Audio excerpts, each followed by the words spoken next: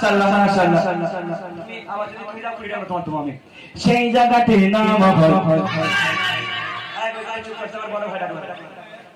আরে তুমি একবার বলো ভাই আচ্ছা আচ্ছা সেই জায়গাটির নাম হয়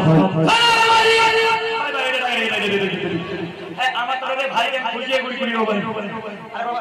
20 টাকা দোনে তোমার তাই তো সেই জায়গাটির নাম হয়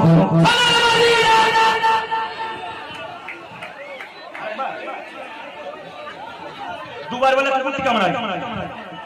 আচ্ছা আচ্ছা আরে পরে বলবো না এগুলো কে দাও ভাই সেই জায়গাতে নাম সেই জায়গাতে নাম